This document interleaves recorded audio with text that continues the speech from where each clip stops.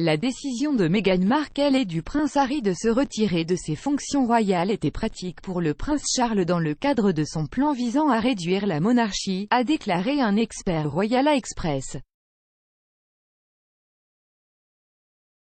Co.uk, la duchesse de Sussex a écrit une lettre ouverte aux membres du Congrès américain plus tôt cette semaine, appelant à un régime complet de congés payés. Meghan a commencé la lettre en disant « Je ne suis pas un élu, je ne suis pas un politicien, à la place comme beaucoup, un citoyen engagé et un parent ».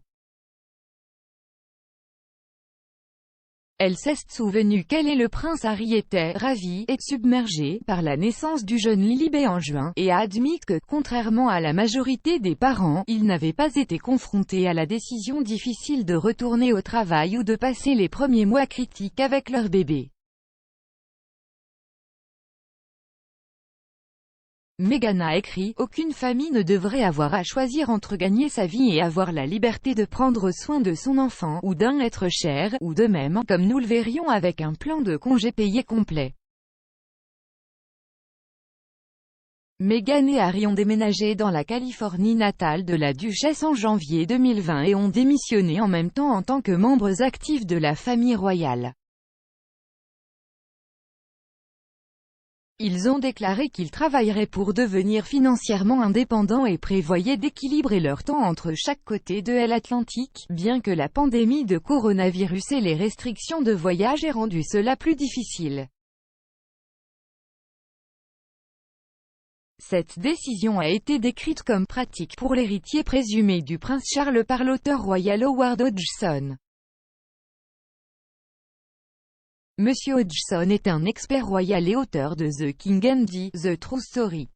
Il a déclaré que Charles souhaitait réduire la concentration de la monarchie lors de son ascension sur le trône. Il a déclaré « Le fait est qu'il envisage, depuis longtemps, d'avoir cette monarchie concentrée et réduite qui va vraiment dans le sens de la succession. » Alors reine, lui, William, George. Et c'est de cela qu'il devrait s'agir de son point de vue. Donc, les autres sont en quelque sorte marginalisés, ce qui est en fait assez pratique dans le cas de Harry et Meghan. Cela a été repris par le commentateur royal, le Dr Ed Owens. Il a déclaré à Express. Co.uk, je pense que nous avons déjà vu les Cambridge essayer de redéfinir leur rôle et d'assumer une présence plus publique afin d'attirer l'attention sur la ligne de succession clé. C'est quelque chose qui remonte au désir du prince Charles de faire la lumière sur le groupe clé de la famille royale qui sont dans la ligne de succession.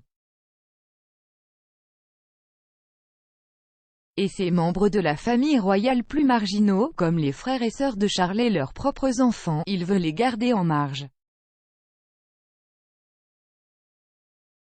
Point. Il ne veut pas qu'ils monopolisent trop d'attention, car ce sont souvent des passifs. Cela fait partie d'une stratégie de relations publiques plus large mettant davantage l'axe sur la ligne de succession. Les plans de Charles pour une monarchie élancée ont été largement diffusés depuis plusieurs années, et M. Hodgson a affirmé que le pouvoir derrière la monarchie était le sien depuis un certain temps maintenant. Monsieur Hodgson a déclaré que le duc d'Édimbourg avait beaucoup à dire sur les choses jusqu'à il y a peut-être 10 ans, la reine étant très disposée à écouter ce qui l'entourait.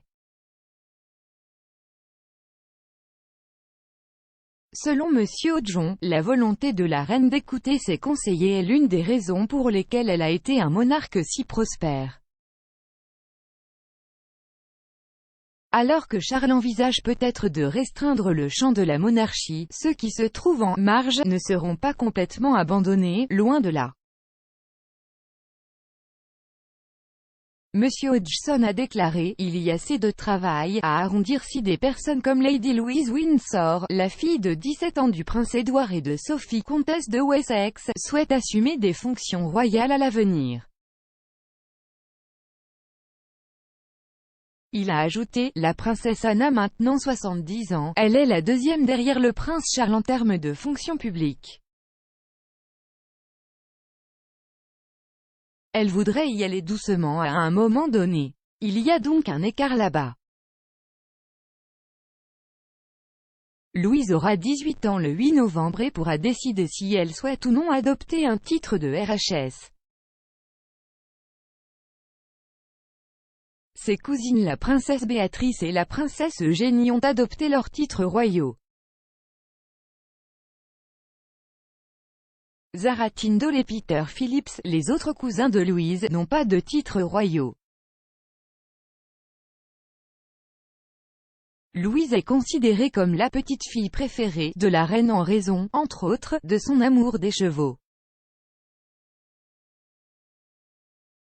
Monsieur Hodgson lui a conseillé de prendre les titres en atteignant l'anniversaire historique. Si j'étais elle, je le ferais. Elle n'obtiendra aucun point de Brownie pour ne pas l'avoir fait parce que le prince de Galles est un homme vraiment très gentil qui veut aussi être un bon roi.